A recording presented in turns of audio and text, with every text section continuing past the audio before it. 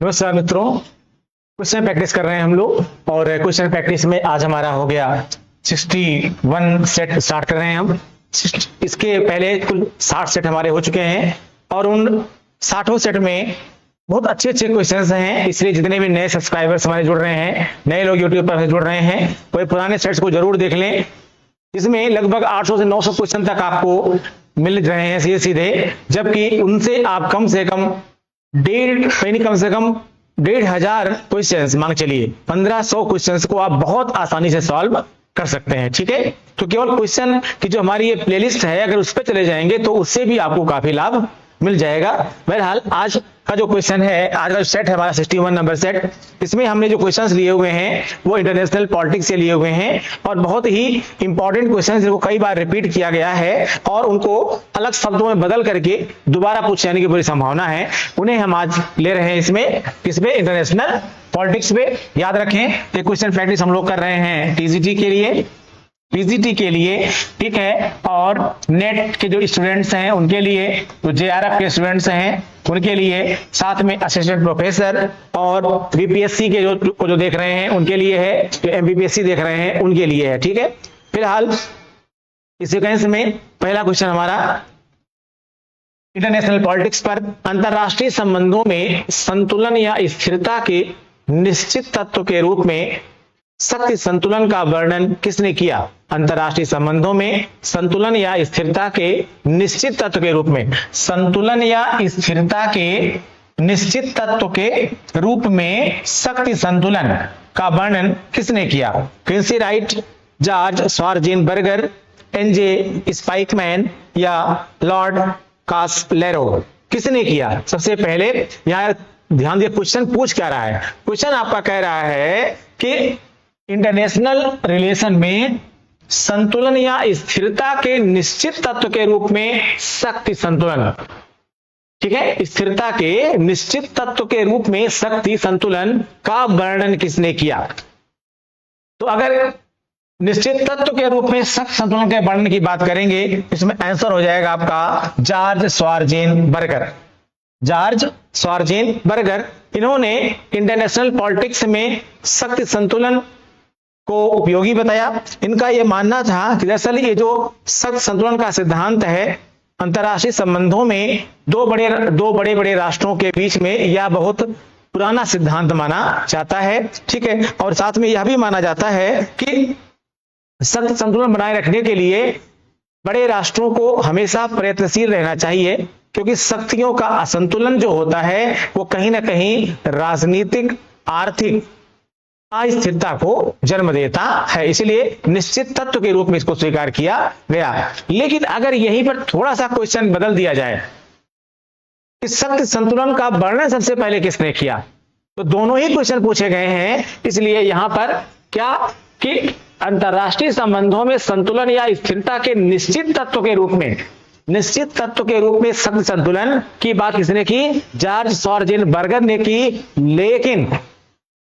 इस शक्ति संतुलन का जो वर्णन सबसे पहले किया गया, या शक्ति संतुलन शब्द का इस्तेमाल जो किया गया, वो किसके द्वारा किया गया, ये अगला क्वेश्चन आपका बनता है। क्या कह रहा है क्वेश्चन? सत्ता के लगभग बराबर वितरण के रूप में, सत्ता के लगभग बराबर वितरण के रूप में शक्ति का संतुलन शब्द का उपयोग किसने किया था? अब ये क्वेश्चन एकदम उसी से मिलता जुलता है और कहीं उसमें अगर विकल्प एक, इनमें से कोई एक नाम, और इसका आंसर होगा मॉर्गनथाउ। क्या आंसर होगा इसका? मॉर्गनथाउ। अगर मॉर्गनथाउ को उसमें विकल्प बना दिया जाए तो अक्सर बच्चे गलत कर देते हैं। मैंने अपने यहाँ के टेस्ट में भी इसको देखा। ठीक है, तो इसलिए क्या हो जाएगा क्वेश्चन में, इसमें आंसर क्या हो जाएगा? सत्ता के लगभग बराबर वितरण के रूप में शक्ति का संतुलन शब्द का उपयोग किसने किया था? अर्नेस्ट बी हैस, मॉर्गनथाउ, पामर एवं पार्किंस या ऑर्गेन्सकी। किसने किया था?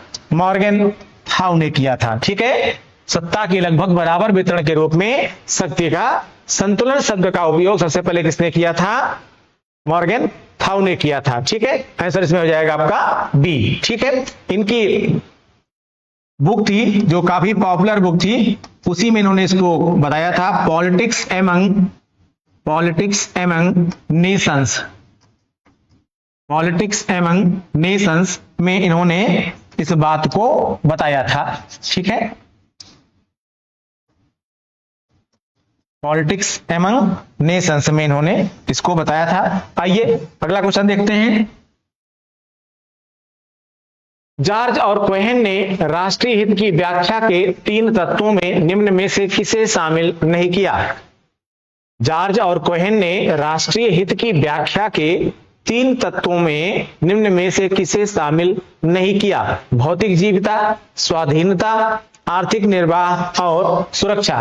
दरअसल जॉर्ज और कोहेन साहब ने राष्ट्रीय हित की व्याख्या जो की थी उसमें एक तो रखा था भौतिक जीविता को, दूसरा रखा था स्वाधीनता को और तीसरा उन्होंने रखा था आर्थिक निर्वाह को, आर्थिक निर्वाह को। लेकिन इसमें इन्होंने सुरक्षा को नहीं रखा था, सुरक्षा को नहीं रखा था। यानी राष्ट्रीय हित की जो व्याख्या किया था उन्होंने, नेशनल इंटरेस्ट की जो व्याख्या किया था उन्होंने, उस नेशनल इंटरेस्ट में, ठीक है, इन्होंने 3 बातें ये रखी थी। क्या? भौतिक जीविता, स्वाधीनता और आर्थिक निर्वाह। लेकिन इसमें सिक्योरिटी कहीं पर भी नहीं था, सुरक्षा इसमें से कहीं पर चौथा था। ये 3 बातों की व्याख्या की उन्होंने बस, इसलिए आंसर क्या हो जाएगा इसका? इसका आंसर हो जाएगा डी। ठीक है, क्या हो जाएगा इसका आंसर? डी हो जाएगा। किसने? जॉर्ज और कोहेन ने राष्ट्रीय हित की व्याख्या के 3 तत्वों में सुरक्षा को शामिल नहीं किया था, जबकि भौतिक जीविता, स्वाधीनता और आर्थिक निर्वाह को शामिल किया था। इसमें नेशनल इंटरेस्ट के मामले में। अगला क्वेश्चन देखते हैं। निम्नलिखित में से किसे अंतरराष्ट्रीय कानून का जन्मदाता माना जाता है? निम्नलिखित में से किसे अंतरराष्ट्रीय कानून, इंटरनेशनल लॉ का जन्मदाता माना जाता है? जीन बोंदा, ह्यूगो ग्रोसियस, मैकियावेली या उपर्युक्त में से कोई नहीं? क्या होगा भाई इसका आंसर? बताइए। इंटरनेशनल लॉ का जन्मदाता किसको माना जाता है? आंसर होगा इसका बी, ह्यूगो ग्रोसियस। ह्यूगो ग्रोसियस ये इंटरनेशनल लॉ का जन्मदाता माना जाता है। इसका यह मानना यह था कि अंतरराष्ट्रीय कानून को हम राष्ट्रों का कानून भी कह सकते हैं, लॉ ऑफ द नेशंस भी कह सकते हैं। इसका यह मानना था कि दरअसल अगर एक इंटरनेशनल लॉ होगा जिस पर सभी को चलने की जरूरत होगी या उनको कहीं ना कहीं उस पर चलने के लिए किसी महत्वपूर्ण संस्था के द्वारा बाध्य किया जा सकता है, तो उससे क्या होगा कि जो विश्व है उसमें स्थिरता आएगी, उसमें सुसंगति आएगी। ठीक है, उनमें आप कह सकते हैं कि इंटरनेशनल रिलेशन में मेकओवर जो हो सकता है वह बढ़िया तरीके से हो सके और कोई किसी में के मामले में अनावश्यक हस्तक्षेप ना करे। ठीक है, और कह सकते हैं आप कि यह युद्ध में कूटनीति में, व्यापार में, इन सब में एक महत्वपूर्ण भूमिका अदा कर सकता है। ठीक है ना। और चूंकि एक जब अंतर्राष्ट्रीय संबंध पर स्वीकृत मानदंड होता है कि भाई इसके आगे नहीं, तो ऐसे में वर्ल्ड लेवल पर पीस को बनाना, शांति को बनाना हमारे लिए आसान हो जाता है। और ये किसका है भाई? ह्यूगो ग्रोसियस जो है ने सबसे पहले अंतरराष्ट्रीय कानून जो है वो बनाया था। इसलिए क्या कहते हैं इनको? हम अंतरराष्ट्रीय कानून का जन्मदाता कहते हैं। आइए अगला क्वेश्चन देखते हैं। निम्न में से किन देशों के मध्य फरक्का विवाद है? ठीक है, फरक्का विवाद, निम्न में से किन देशों के मध्य फरक्का विवाद है? भारत बांग्लादेश, भारत चीन, भारत मालदीव, भारत नेपाल। फरक्का विवाद किसके बीच में है भाई? जल्दी बताइए। आंसर होगा ए, भारत बांग्लादेश। भारत बांग्लादेश आप जानते हैं गंगा और हुगली, ठीक है, आप जानते हैं एक्चुअली हुगली में ये जो फरक्का बांध है, आप जानते हैं फरक्का बांध बनाया किसलिए गया था? अब पश्चिम बंगाल में, आप इसको बारे में जानते होंगे, पश्चिम बंगाल में बेसिकली जो है हुगली नदी पर एक बंदरगाह बनाया गया है। पश्चिम बंगाल में हुगली नदी पर एक बंदरगाह बनाया गया है। कुछ समय के लिए हुगली नदी में पानी कम हो जाता है, या कह सकते हैं बीच बीच में पानी कम होने लगता है, स्पेशली गर्मी के दिनों में वहां पानी कम होने लगता है। तो ऐसे में गंगा फरक्का बांध के द्वारा गंगा नदी के पानी को हुगली में छोड़ा जाता है, जिससे कि वहां पर यातायात को सुगम बनाए रखा जा सके, यानी वहां का बंदरगाह काम करता रहे।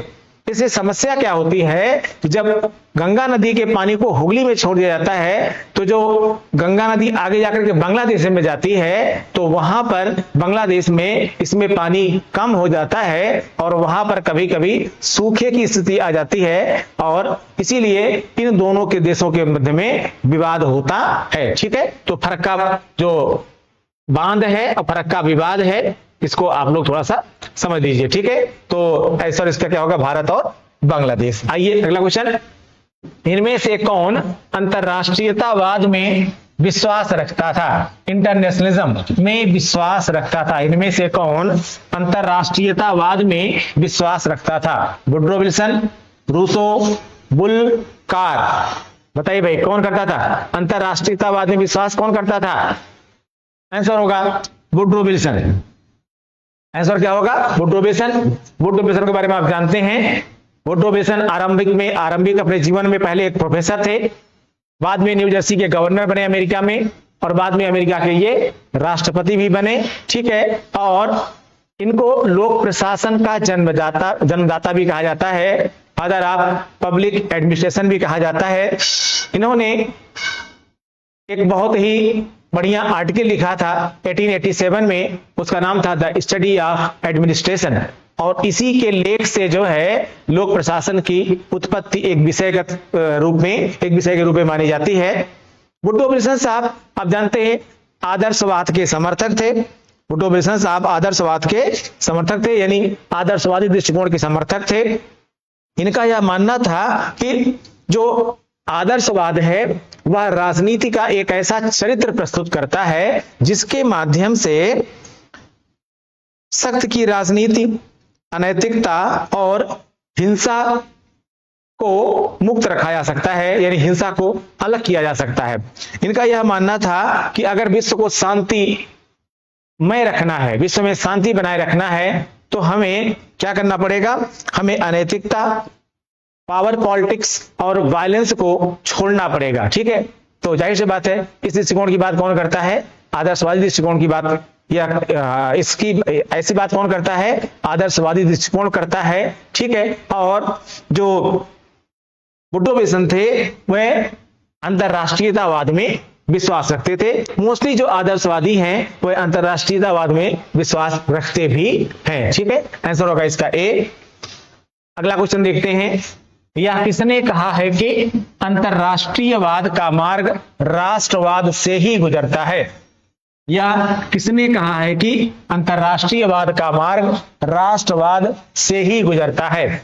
FL से सुमा, EAE जिम्मर, मार्टिन किंग्सले, RM हचिंस। यह किसने कहा है कि अंतरराष्ट्रीयवाद का मार्ग राष्ट्रवाद से ही गुजरता है? देखिए, राष्ट्रवाद क्या है? राष्ट्रवाद क्या है? जहां पर नेशन फर्स्ट की बात की जाए वह क्या है? राष्ट्रवाद है। लेकिन जब नेशन फर्स्ट की बात की जाती है और नेशन को फर्स्ट प्रायोरिटी दी जाती है, तो इसका मतलब यह नहीं हुआ कि हम अंतरराष्ट्रीयतावाद को इग्नोर कर रहे हैं, उसको छोड़ रहे हैं। नहीं, ऐसा नहीं है। अंतरराष्ट्रीयतावाद जो है, अगर आप में राष्ट्रवाद है तो जाहिर सी बात अन्य देश में भी राष्ट्रवाद होगा, अन्य देश में भी राष्ट्रवाद होगा। और अगर सभी अपने अपने नेशन के इंटरेस्ट के लिए काम करेंगे तो ऐसे में हम वसुधैव कुटुंबकम की भावना में अपने आप पहुंच जाते हैं, और वसुधैव कुटुंबकम की भावना ही क्या है? अंतरराष्ट्रीयतावाद है। और इस बात को किसने कहा था? AE जिम्मर ने कहा था। किसने? AE जिम्मर ने कहा था। ठीक है, इसके बारे में अंतरराष्ट्रीयतावाद का मार्ग जो है वह किससे जाता है भाई? राष्ट्रवाद से ही गुजरता है। ठीक है, आइए नेक्स्ट क्वेश्चन देखते हैं। फ्रांस की राज्य क्रांति का स्वरूप था? फ्रांस की राज्य क्रांति का स्वरूप था बुर्जुआ, ठीक है, बोर्जियोस क्लास यानी मध्य वर्ग, सर्वहारा यानी प्रोलेटेरिएट, समाजवाद सोशलिज्म, नॉन लोकतांत्रिकवाद यानी नियो डेमोक्रेटिज्म। ठीक है, बताइए भाई फ्रांस की राज्य क्रांति का स्वरूप क्या था? बुर्जुआ, सर्वहारा, समाजवाद या फिर नव लोकतांत्रिकवाद? क्या होगा इसमें आंसर? आंसर होगा इसका ए। देखिए, अगर हम थोड़ा फ्रांस के घटनाक्रम को देखें तो दरअसल 16वीं और 17वीं शताब्दी यह एक ऐसा टाइम था जब जो बुर्जुआ वर्ग था, यानी जो मध्य वर्ग था, वह अपने आप को कह सकते हैं कि अपने आप को सुसंगठित भी कर रहा था, उसके हाथ में व्यापार था, तो वह अपने आप को थोड़ा मजबूत भी महसूस करता था। लेकिन आप जानते हैं कि लुई 14वां, अगर थोड़ा सा लुई 14वें के समय में आप जाएं तो जिसमें कि जो कि वो बोर्बो वंश का था, और लुई 14वां का जो शासनकाल था वह थोड़ा अजीबोगरीब था। आप जानते हैं, वह कहता था मैं ही राज्य हूं, मैं ही राज्य हूं, यानी यहां पर व्यक्ति को ज्यादा इंपॉर्टेंस दी जा रही है। और जब अपने आप को कोई यह एक्सेप्ट करने लगे कि मैं ही राज्य हूं, मैं ही सब कुछ हूं, तो वह गलत भी करने लगेगा। जब थोड़ा और आगे बढ़ते हैं आप 16वीं शताब्दी में या 17वीं शताब्दी में, थोड़ा सा और आगे आप बढ़ते हैं तो आप थोड़ा सा आगे जाइए लुई 14वां से लुई 16वें के कार्यकाल में। तो जब लुई 16वें के कार्यकाल में पहुंचते हैं तो उसी समय इसकी अपरिमिता हो जाती है, कह सकते हैं थोड़ा सा इसमें हाइप हो जाती है, और उस समय फ्रांस की क्रांति होती है। और फ्रांस की क्रांति जो है एक दिन का परिणाम नहीं थी, इसमें वैचारिक योगदान मॉन्टेस्क्यू ने दिया, रूसो ने दिया, वॉल्टेयर ने दिया, लेकिन इसका जो परिणाम हुआ वह विश्व के सामने था। ठीक है, तो फ्रांस की राज्य क्रांति का स्वरूप क्या था भाई? बुर्जुआ स्वरूप था इसका। आइए अगला क्वेश्चन। यह मानने के लिए कारण है कि राष्ट्र का युग अब समाप्ति की ओर है। यह मानने के लिए कारण है कि राष्ट्र का युग अब समाप्ति की ओर है। कथन कहता है, कारण कहता है राष्ट्रवाद के कारण नए राज्यों का जन्म, साम्राज्यों के विघटन और सीमाओं का पुनर्निर्धारण हुआ है। कथन कह रहा है यह मानने के लिए कारण है कि राष्ट्र का युग अब समाप्ति की ओर है। कथन कह रहा है, कारण क्या है? राष्ट्रवाद के कारण नए राज्यों का जन्म, साम्राज्यों के विघटन और सीमाओं का पुनर्निर्धारण हुआ है। बताइए भाई, क्या ए सही है और आर भी सही है और इसकी व्याख्या भी हो रही है? नहीं हो रही है। क्या ए और आर सच यह है कि इसमें कुछ नहीं पढ़ना है आपको? दरअसल ए गलत है, ए असत्य है और आर सत्य है। सीधे आंसर क्या होगा भाई? इसका सीधे आंसर होगा डी, यानी क्या है? डी होगा इसका आंसर। ये असत्य है, ए गलत है और आर क्या है? सत्य है, यानी सही है। ठीक, क्यों? दरअसल ए गलत कैसे है?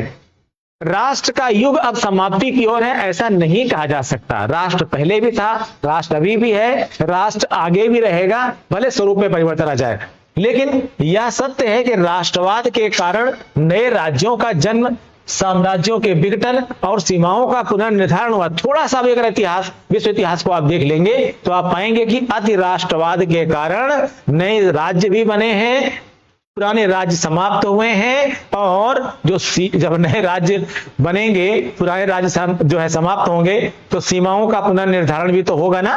तो ऐसे में आंसर इसका क्या हो जाएगा? डी हो जाएगा। ठीक है, आइए नेक्स्ट क्वेश्चन देखते हैं।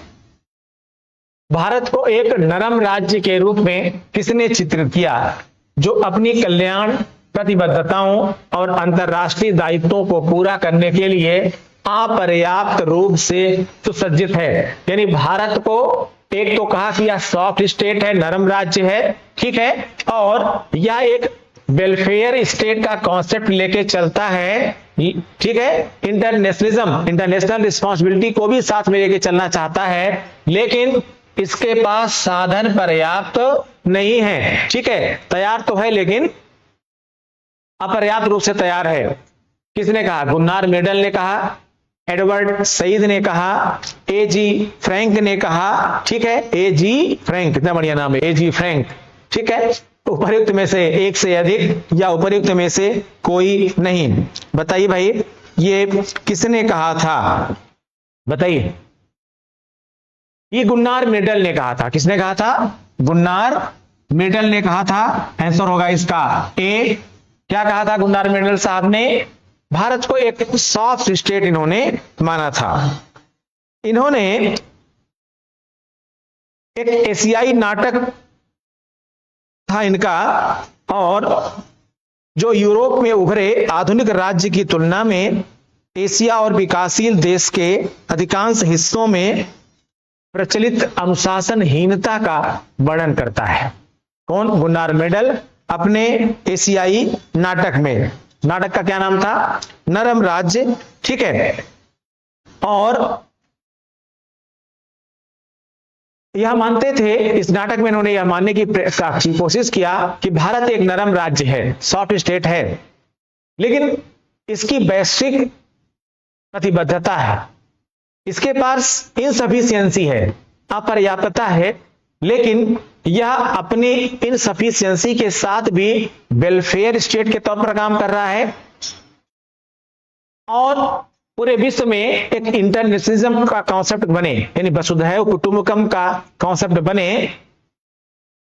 आप अपने हित के लिए तैयार रहें, हम अपने हित के लिए तैयार रहें, लेकिन पूरा विश्व एक परिवार है। इस कॉन्सेप्ट के साथ जो है यह सॉफ्ट स्टेट, जबकि इसके पास रिसोर्सेज पूरे नहीं हैं लेकिन तैयार है। तो गुन्नार मेडल साहब ने, ठीक है, सॉफ्ट स्टेट शब्द अपने नाटक में प्रस्तुत किया था। ठीक है। आइए अगला क्वेश्चन। मार्शल योजना का संबंध है जर्मनी की सहायता से, सोवियत संघ की सहायता से, पश्चिमी यूरोप की सहायता से, पूर्वी यूरोप की सहायता से। जर्मनी की सहायता से, सोवियत संघ की सहायता से, ये दोनों नहीं होगा क्योंकि इसका संबंध सीधे है किससे? यूरोप से है। ठीक है। मार्शल योजना का संबंध किससे है? यूरोप से है।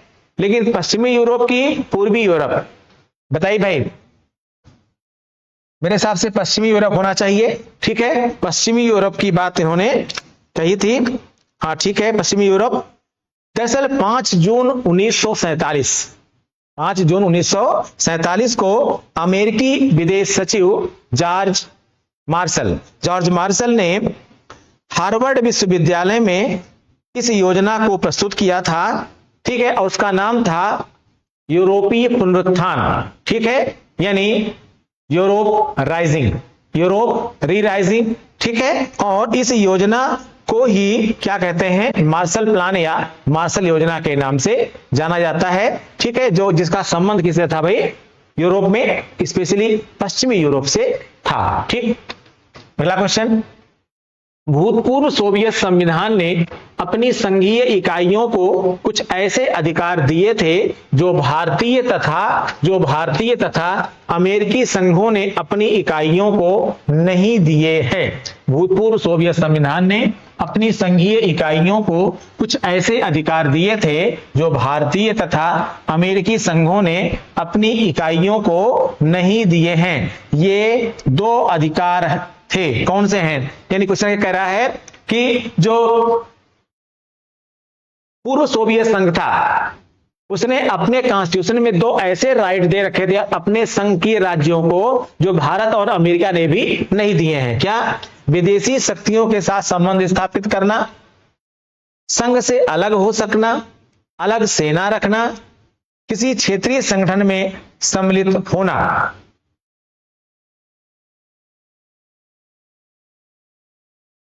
विदेशी शक्तियों के साथ संबंध स्थापित करना, यह दिया था अधिकार। बात सही है। संघ से अलग हो सकना, बिल्कुल, ये भी संघ से अलग हो सकने का अधिकार भी रूस ने, पूर्व सोवियत संघ ने दिया था। इसका मतलब हो जाएगा इसमें ए। 1 और 2 सही है। 1 और 2 सही है। ये जो है पूर्व सोवियत संघ ने ये 2 अधिकार दिए थे। ठीक है। 1 और 2 सही है। इसमें विदेशी शक्तियों के साथ संबंध स्थापित करना और संघ से अलग हो सकना, ये 2 सही हैं। तो आंसर क्या हो जाएगा इसका? ए। ठीक है। आइए नेक्स्ट क्वेश्चन देखते हैं। नाटो संधि पर किस वर्ष में हस्ताक्षर हुए थे? नाटो संधि पर किस वर्ष में हस्ताक्षर हुए थे? सन 1948 में, सन 1949 में, सन 1950 में, सन 1951 में। कब हुए थे भाई? नाटो या इंग्लिश में नेटो संधि पर किस वर्ष में हस्ताक्षर हुए थे? 1949 में। ठीक है, अब नेटो पर अलग अलग क्वेश्चन आता है और याद रखिएगा आप लोग, ये करंट अपडेटेड क्वेश्चन होते हैं इस पर, तो इसको भी आप लोग याद रखिएगा। वर्तमान में महासचिव कौन है, वर्तमान में कितने देश हैं, वर्तमान में अध्यक्ष कौन है, करंट इसका अपडेट रखिएगा क्योंकि नेटो पर क्वेश्चन पूछा जाता है, इसलिए इस पर ध्यान दीजिएगा। आइए, इस पर हमने एक पेज लिया है पूरा बताने के लिए डिटेल आपको, उसका स्क्रीनशॉट आप लोग ले लीजिएगा, उसको नोट डाउन भी कर लीजिएगा।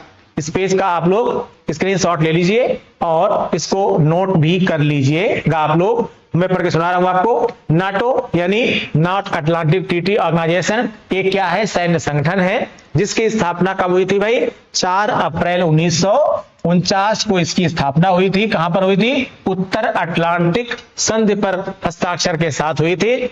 नाटो का मुख्यालय कहां पर है? ब्रुसेल्स में है। दूसरा क्वेश्चन है ये, ब्रुसेल्स कहां पर है? बेल्जियम।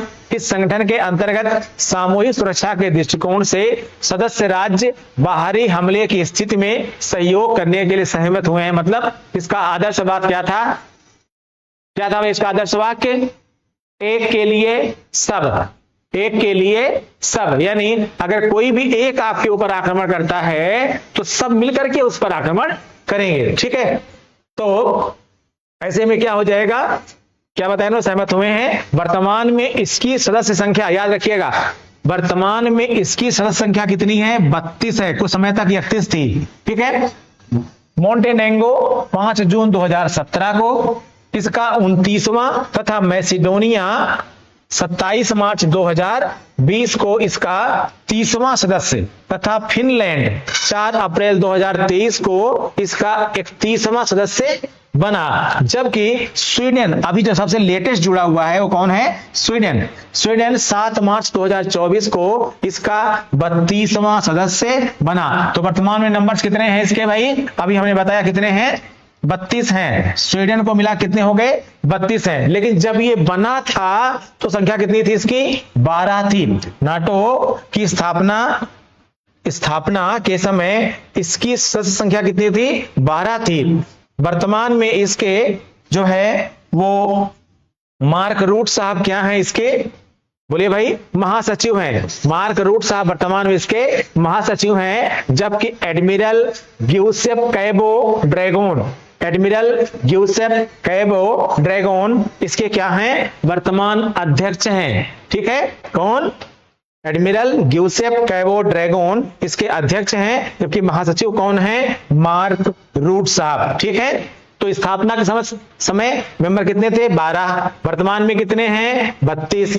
सबसे जो लेटेस्ट जुड़ा है कौन जुड़ा है? स्वीडन जुड़ा है। कब जुड़ा है? 7 मार्च 2024 को जुड़ा है। ठीक है, तो ये मैंने कुछ डिटेल बताया आपको नाटो के बारे में। आइए अगला क्वेश्चन, निम्नलिखित में से कौन सा सैन्य संगठन नहीं है?